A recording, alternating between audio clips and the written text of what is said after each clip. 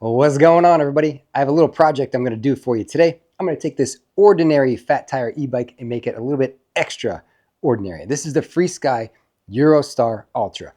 Typical fat tire e-bike, right? 1,000-watt rear hub motor, 48-volt battery, dual suspension, hydraulic brakes. Not a bad little bike for the price. $13.50 for this retail. And in terms of performance, I'd say this bike is pretty average, pretty ordinary, right? So this video goes out to all of you that have something just like this. Doesn't have to be this exact bike, but you have a fat tire e-bike like this. The performance is okay. And you wish it had more. You love your bike. You love the bike you got. You've already accessorized it. You don't want to change it. You just wish it had a little bit more power. Let's say you want a little bit more acceleration, get out in front of traffic. You want a little bit more hill climb power as needed. Well, I'm going to give that to this bike today. What we're going to do is we're going to add my front motor kit to it, right? I saw a 750-watt front motor kit that you can graft onto the front of pretty much any bike. So I'm going to show you an example today of what it does. But first, let me show you the baseline runs of a couple tests on this Freesky Eurostar Ultra. All right, let's do some initial testing. First thing we're going to do is a 0 to 20. And then we'll go into top speed. So here we go. 0 to 20 run. 3, 2, 1, go. This throttle tops out at 20. It won't go any faster. So right about there. And it's done accelerating. So now we'll rotate the pedal so we get pedal assist. And we'll see where it tops out. Top speed wise. Kind of windy today, so that might hurt me a little. I'm not pushing at all, I'm just kind of rotating the pedals. Still climbing, 32, 33 on the bike.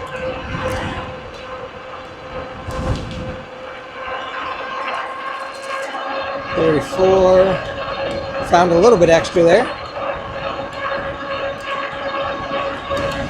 Seems to be about 34 miles an hour, 33, 34 is where it tops out.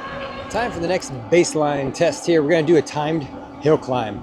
And if I remember correctly from the review I did on this bike, the hill climb was not its strongest suit. 3, 2, 1, go.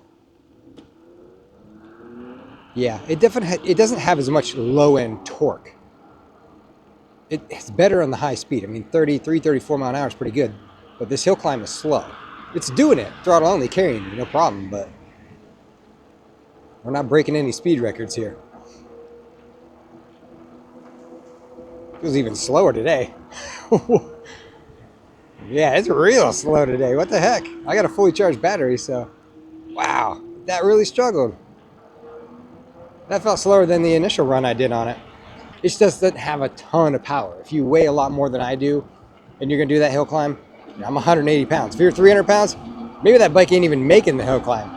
But we're about to go change all that. We are going to give this thing more power than it knows what to do with. Now that we got some baseline numbers, we can get to the install. The very first thing I'm going to do is actually swap out the forks. When you're putting a motor on the front, you got to make sure that the forks can handle the torque of that motor. So I'm going to swap them out to these RST guide forks that have a nice strong dropout. I know can handle that motor power. So that's step number one. This kit's definitely for the DIY enthusiast, someone who doesn't mind tinkering around in the garage and you want an aftermarket solution to get a dual motor bike. I like aftermarket stuff. I like modifying things aftermarket. It's more fun to me. So let's get it on there and see what it does.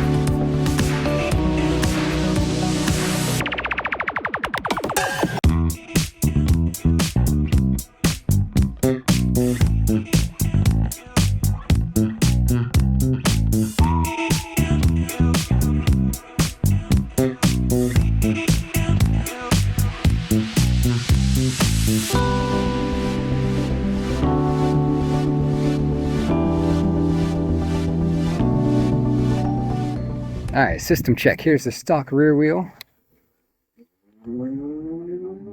Pretty slow on the acceleration.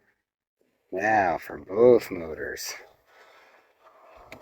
3, 2, 1, go. Much quicker. Now we got lots of power. All right, here's the finished product. We now have an all-wheel drive, dual motor Freesky Eurostar Ultra.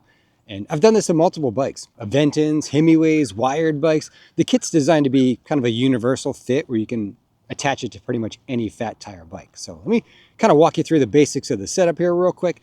We had to swap out the forks. You want to make sure you have a strong front fork, right? So I put the RST Guide forks on there.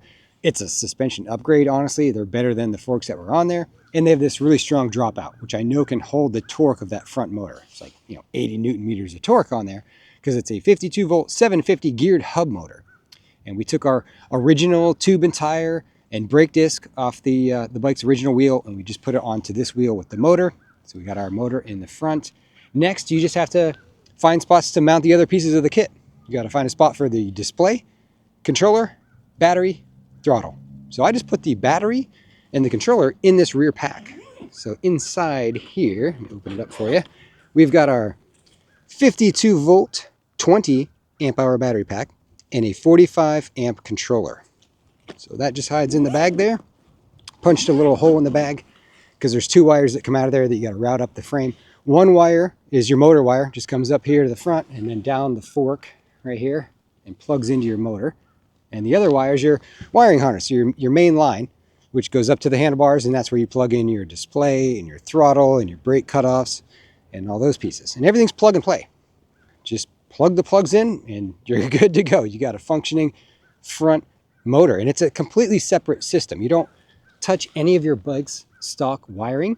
I kind of like that setup better because you have a lot more control over the front wheel then. You can independently program the front wheel to be as strong or as slow in the takeoff as you'd like. There's slow start settings to it. You basically double the battery capacity of this bike, having that huge battery pack now in the rear bag. You got basically a backup system if one system dies. There's a lot of benefits to it. And then having it on a separate throttle, right? This throttle over here controls the front motor. So switching between the drive modes is instantaneous. This is your front motor here. This is your rear motor over here. So you can switch from front wheel to rear wheel to both all-wheel drive as fast as you want. Well, let's jump on it real quick. We'll go for a quick ride. I'll show you how exactly you drive this thing, and then we'll go repeat our performance tests. All right, we pulled over here in the shade. Maybe you can see everything turn on a little better. So here's the Freesky. Our little NFC card turns it on. There's the display. I kind of slid it down to have room for my display up top here. I've mounted a little handlebar extender thing there to mount the screen to. And then turn ours on with this button here. Citizen Performance. There you go. Now we got our front motor on. Very easy to drive. You want to use the rear motor, you just hit the right throttle, right? Takes right off. You want to use the front motor, you hit the front throttle. Actually spun the wheel there. And if you want all-wheel drive, you hit both at the same time. And you get a dramatic takeoff. Super simple. I like having the front wheel only controlled by throttle. There's no pedal assist hooked up, so I never have to worry about accidentally engaging the front wheel and getting a lot of spin unexpectedly.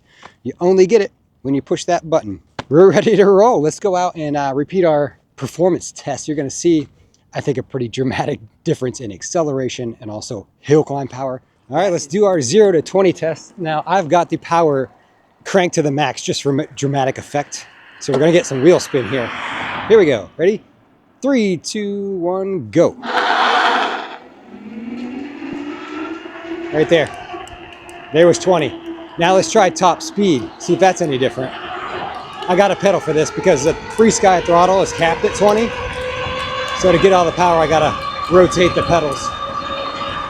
I think we were 33, 34 originally. Now we're 35, 36. So we did gain a couple of miles an hour. Top speed as well. It's pretty good. 35, 36. You can definitely feel a surge in power when you use the front motor. So I'm going to start pedaling, which will be rear, and then I'll punch the front. Watch it accelerate. So here's rear, and then we'll hit the front. And it's a big pull. I mean, really big pull. Up to 33 like that fast. But by adding this whole another system on the front, you're basically doubling the power of this bike. Here's this long hill out of this neighborhood. Ready? So we'll do rear wheel. Start off with that. Very, very tame, right? Now watch, I'll add the front. There you go. All right, the hill climb test. Now this bike was pretty darn slow on the initial test with just single motor, but that's gonna be way different now. And I've got my front motor kit right now dialed up to the max, but I'm probably gonna back it down because I wanna do slow start so I don't get so much wheel spin. Because if I try to do a launch right now, it's gonna burn out like crazy. Watch this. That's a pretty long burnout. So we're gonna go into the settings. It's C5 is the setting, and we're gonna back it down from 10, which is full power, and we're gonna put it like 2. 2 is slow start, but still retains full power. All right, the setting has been changed. We shouldn't get such a dramatic burnout now. It should be a much better launch. So let's give this hill climb a run. You ready? 3, 2, 1, go. Oh, that was good. Didn't really spin at all. That was a good launch. Killing it. Just killing it. Way faster. Whew.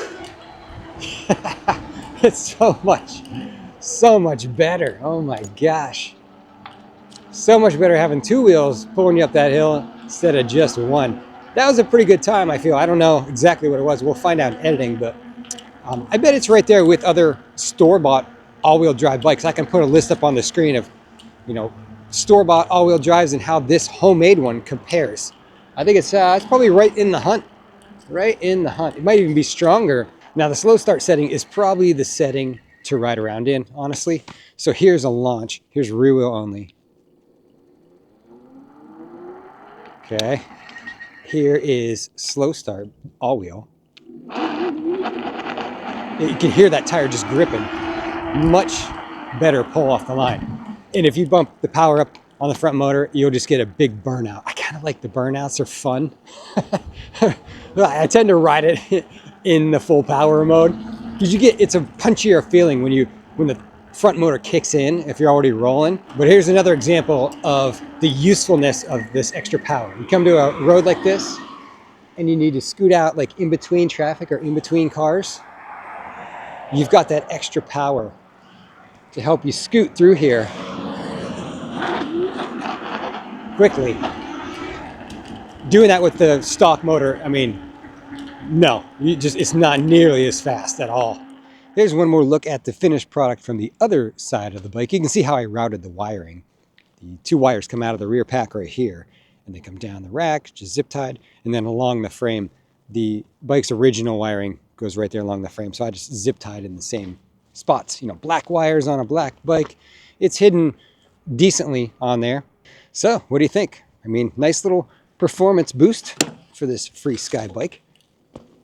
I went in and I dialed it back up to the 10 so we can have our strong front wheel. Do some burnouts if we want. I like that. It's attention grabbing when you can do a launch like this.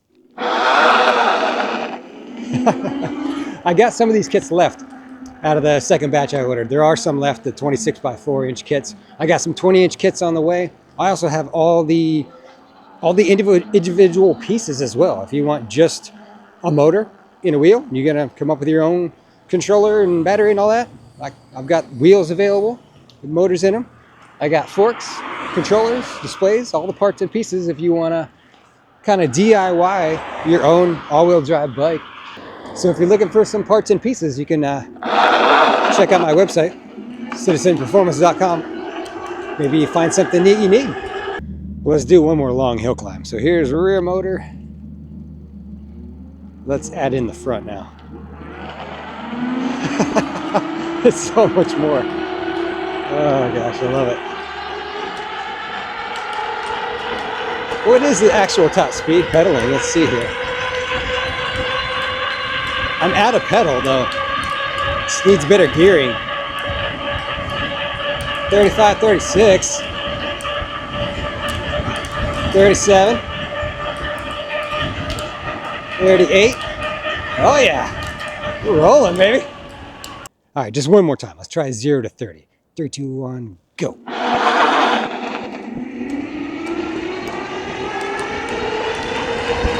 There it was.